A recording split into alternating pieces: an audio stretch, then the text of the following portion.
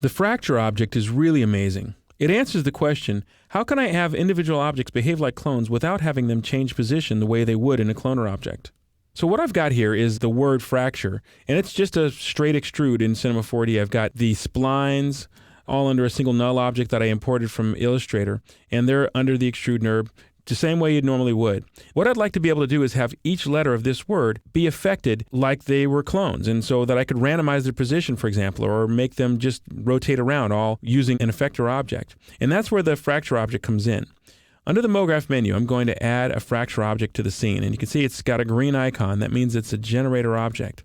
It's going to need multiple children, or one child, in order to work its magic here. And so the instinct for most people would be to take the fracture object and make the extrude NURB a child of the fracture object.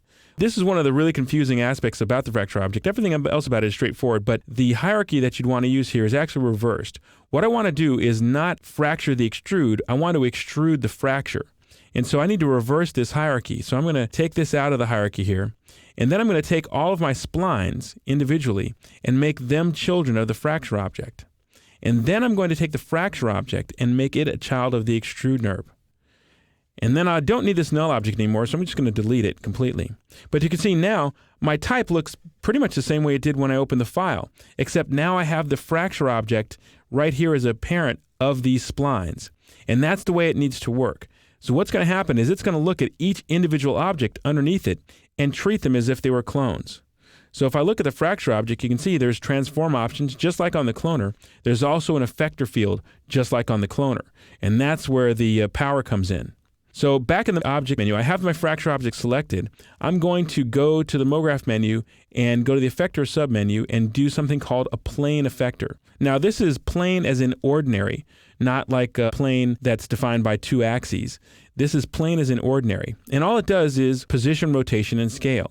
So if I let go of that and I have the fracture selected, you see everything jumped up all at once. That's because the parameter function on the plane effector defaults to 100 units. So everything will jump up 100 units on the y-axis. For the technique that I'm going to use here, I want to be able to use fall off. And if you remember from an earlier chapter, fall off allows me to control the region that the effector affects. Right now it affects all of the elements equally. I only want it to affect really one letter at a time. If I go to the fall off option on the plane effector, I'm going to go to the pull down here and change it from infinite to box. And when I do that, you'll see that now each letter will be affected individually. And anything falling outside that fall off region will now not get affected. So if I slide this left and right, it will make each letter jump 100 units. And that 100 units, remember, is based on the parameter option. So if I change this to be 500 units, then my letters are going to disappear. As it moves through the word fracture, each letter will jump into place. This is a really handy technique for making a type reveal. What I'd like to do is to set up an animation where the word fracture gets revealed one letter at a time. And I can do that with this plane effector. If I select the plane effector, I'm going to enlarge the fall-off region for it. And as a general rule, you want to make the fall-off region the same size as the object that you're going to affect. And so I'm going to move that fracture object to the center and then switch to the front view. And I'll take the yellow box and make it larger than the letter. Now, I want to disable the effector for a second. The reason I'm disabling it is so that I can see the word fracture. When I disable it, I can still see the bounding box for it. I just can't see the word anymore. And so when I do that, I can now enlarge that box, and I'm going to move it up just a bit on the y-axis. And then I can take the interior line. This interior orange dot here represents the inside boundary. So as I go back and turn the fracture object on, you'll see that my red box now surrounds the entire word.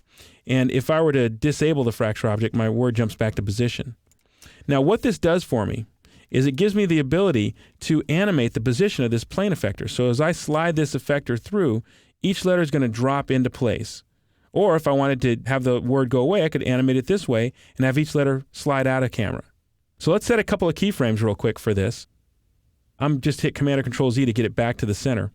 So I'm going to go to time 0, set a keyframe for the plane effector position. So I go to the coordinate properties, select the P column, and then hold down the Control key and set a keyframe for this position at time 0.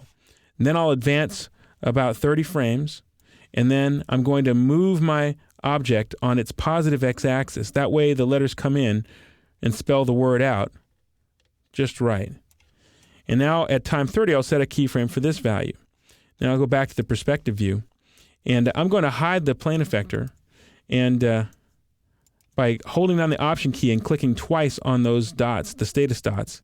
And now when I hit play, you'll see that the fracture object reveals one letter at a time. The fracture object also works with polygon objects as well. The basic setup is the same. Give it a try and have some fun.